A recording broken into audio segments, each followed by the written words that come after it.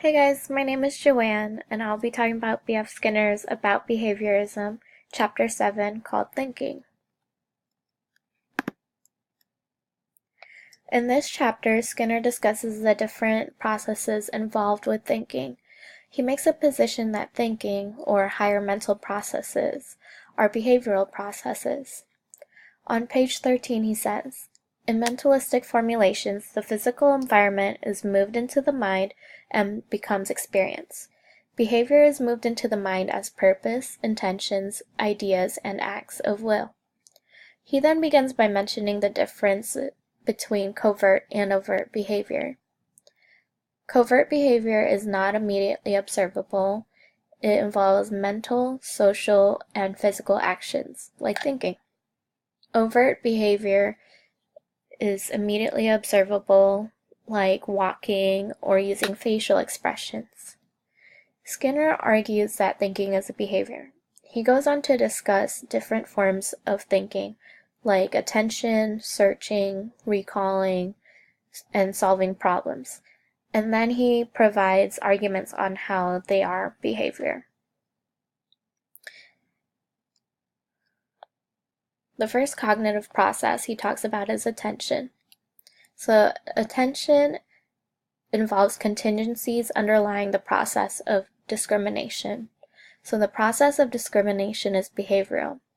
We pay attention or fail to pay attention to something depending upon what has happened in the past under similar circumstances. Forming concepts is also behavior.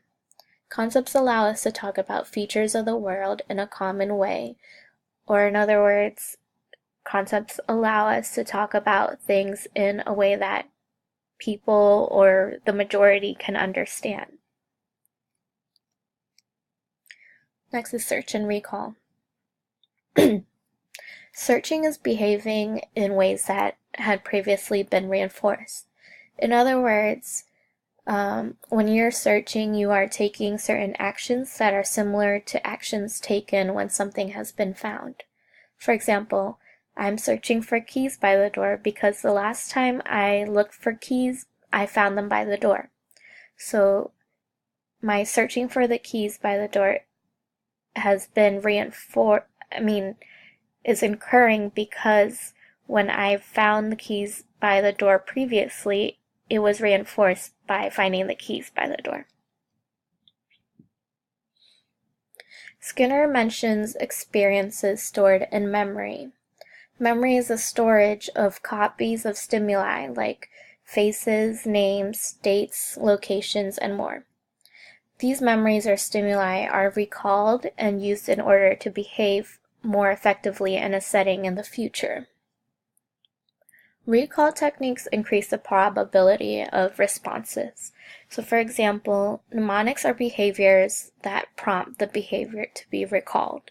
So for example, learning PEMDAS in math, it's memorizing that behavior prompts us to know which behavior goes first, like parentheses, goes before exponents.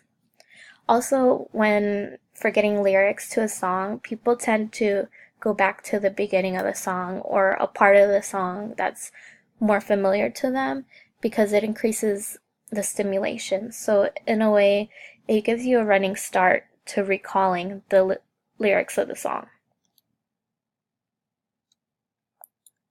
A problem occurs when some condition will be reinforcing, but there's a lack of response that will produce it.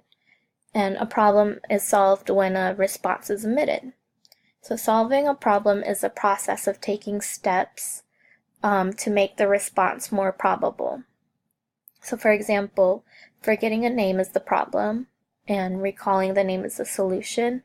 So to get to the solution of recalling a person's name, one can go through the letters of the alphabet until the name is found.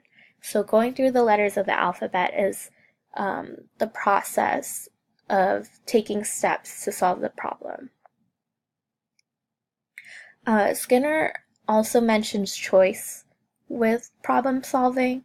So when there is more than one response possible. Escape from indecision is the problem. So the situation becomes aversive, and making the decision is the behavior that is reinforced. Next is creative behavior. When talking about creative behavior, people use history and modify or manipulate parts of history to create something new. For example, in painting, a painter will change colors or brushes or surfaces to create new textures and forms.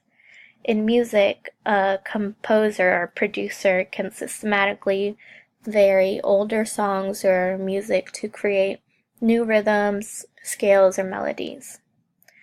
The part that is new can be beautiful or successful, which is the reinforcing part, which makes people want to continue to change things and vary parts of a song or a painting and become more creative. Skinner goes to say that when talking about the mind, you cannot neglect genetic or personal history. Concepts are developed through history, and that development is affected by the environment.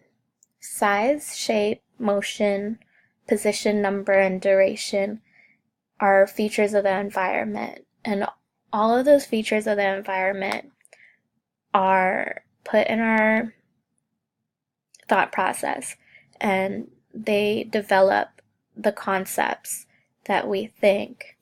And our development, our personal and genetic development, affect how we think. So, in summary, the mind is the tool that examines sensory data, it stores and retrieves records, it filters information, and it makes decisions, and is the tool to act. Skinner says that human thought is human behavior. The history of human thought is what people have said and done. He argues that thinking has the dimensions of behavior and so it's not an internal process. So it's a an overt behavior that you can see. I'll end this video with a quote from the chapter that I mentioned at the beginning of this video. So on page 113, Skinner says, "In mentalistic formulations, the physical environment is moved into the mind and becomes experience. Behavior is moved into the mind as purpose, intentions, ideas, and acts of will." So my question to you is, do you agree with this quote, and why or why not? And thank you guys for watching, and I can't wait to hear what you guys think.